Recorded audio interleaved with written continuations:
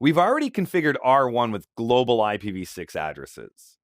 I now want to configure R2 with global IPv6 addresses, but I want to do it differently. You see, with R1, we created the addresses statically. We specified the prefix and the interface ID. So we configured the whole address, all 128 bits ourselves. Now, I want to tell the router, hey, this is your prefix, the first 64 bits, but you go ahead and you generate the latter 64 bits all by yourself. So we're going to use EUI 64 to accomplish this, which is an IEEE standard designed for automatic generation of the interface portion of an IPv6 address. So what we're going to do is we're going to type in on R2, show IPv6 interface brief. And we'll see here, let's focus on fast Ethernet 0/0, the interface connecting us up to the internet. I don't care what the interface portion is. I really don't. What's my prefix? My prefix is 2001:DBA:1:1:/64. The latter 64 bits doesn't matter to me. So I'm going to allow EUI 64 to automatically come up with that address for me. So we're going to type in configure terminal, interface gigabit fast Ethernet 0/0, IPv6 address. So what's our prefix here? Well, it's right out of the topology. It's right over here, 2001:DB8:1:1:64. Let's type in that prefix itself. So 2001:DB8:1:1:/64. Now, I want the device to use EUI 64 to generate the rest of it. So we'll type in EUI 64, and we'll go ahead and hit carriage return. Let's see what address it came up with. So show IPv6 interface brief. First of all, what I want you to realize is that because I created an IPv6 address on that interface, a global IPv6 address, the device automatically has to create itself a link local address. All IPv6 enabled interfaces need a link local address for link local communication. These are non-routable addresses, the FE80 addresses. So this is the address I'm referring to right now. It was automatically generated. I didn't create that. I didn't put it in, but because IPv6 was enabled on the interface, there it is, automatically generated.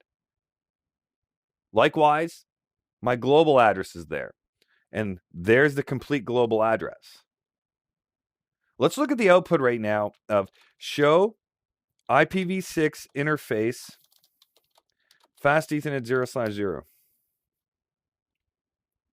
Notice what it says in this output. The global unicast address is etc.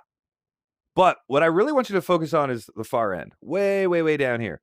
2001:DB8:1:1:/64 is our network ID, our subnet ID, and the rest is generated via EUI 64. So it's telling me EUI 64 was used to create this really long address that we see here. So what is EUI 64? How did it come up with this address? I want you to focus, though, on this part here and this part here. Are they the same?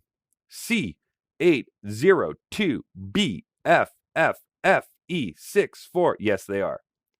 So the link local address and the global address are using the exact same interface ID, both generated by EUI 64. So let's see how this was generated. I'm going to type in show interface fast Ethernet 0/0. I want you to focus on this address here. What is that address? What is it? What is it?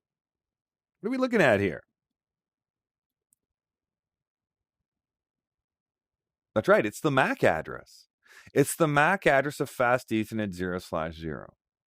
Well, EUI 64 uses this MAC address.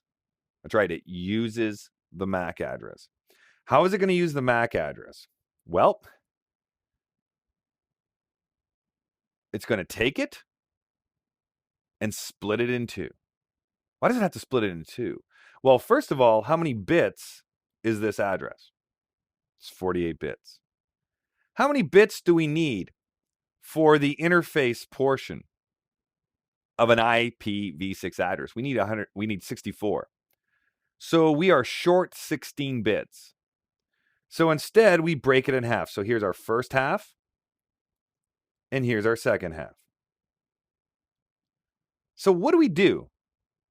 What do we do with the space in between now? We fill it. Look at that. We fill it. So here's the MAC address with FFFE in the middle. So remember what I said? Here's the first half. Here's the second half. So B6. Well, there's the B. There's the 6. So it was split in half, and we fill the field with fluff every time. So EUI 64 is filling the field with fluff every time.